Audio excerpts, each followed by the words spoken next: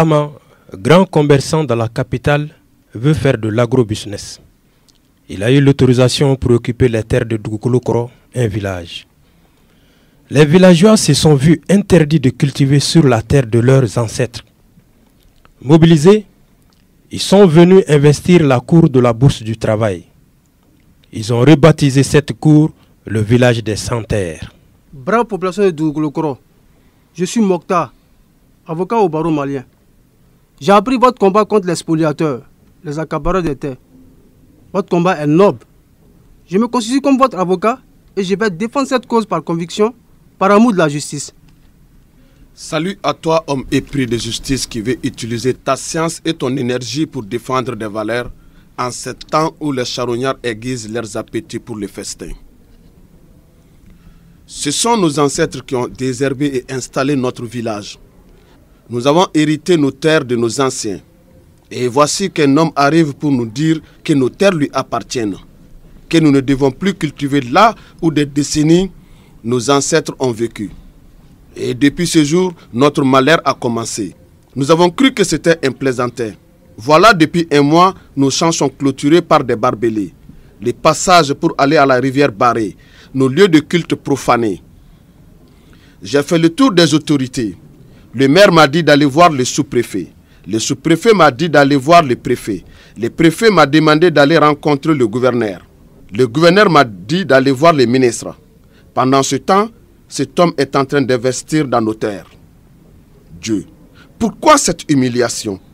Pourquoi cette injustice? C'est cela l'état de droit?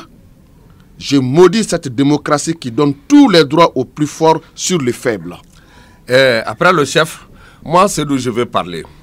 Nous sommes venus pour demander à ce que les autorités nous mettent dans nos droits. Mais s'il n'y a pas de droit aussi, qu'elles nous le disent. Sinon, comment comprendre qu'une seule personne décide de s'accaparer le bien de plus de 10 000 personnes? En venant dans la capitale, j'ai pris ma couverture qui pourrait être mon linceul. Les pères de nos pères sont enterrés dans nos terres. Nous ne pouvons jamais accepter de les vendre. Personne ne nous a montré un certificat de vente. Cet homme n'est pas de notre village. Personne de notre village ne lui a vendu quoi que ce soit. Et voilà qu'il arrive accompagné par des gendarmes pour nous fixer des interdits. Et nous voilà du jour au lendemain des sans-terres. Plutôt la mort que la honte. Je vous promets que vous aurez vos terres. J'espère qu'il reste encore un juge dans ce pays. J'ai invité la presse à venir pour médiatiser votre cause, qui, malheureusement, n'est pas la seule dans ce pays. Comme disait un de nos ministres, le problème du foncier dans notre pays est une poudrière. Les lits de fleuves, des rivières, les zones de sécurité aéroportuaire, les périmètres de sécurité le long de la voie ferrée, de la présidence, tout est vendu. Il ne faut pas avoir une calvitie, sinon gare à ta tête. C'est la jungle. Mais c'est la première fois que les gens se lèvent.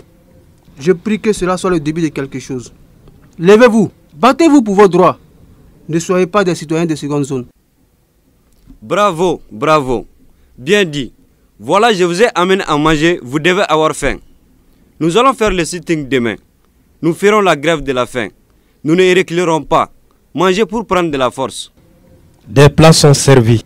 Le chef de village et ses conseillers sont respectueusement et copieusement servis. Après avoir mangé, les uns et les autres commencèrent à se demander qui pouvait être ce généreux donateur, ce bienfaiteur.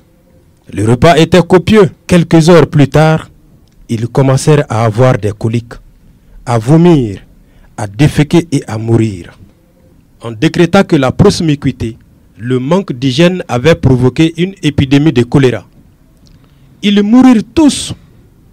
Quelques mois plus tard, au tribunal, l'avocat de Ama, le grand commerçant, exhiba au tribunal un certificat de vente des terres de Dougoulokoro par le chef de village et les conseillers.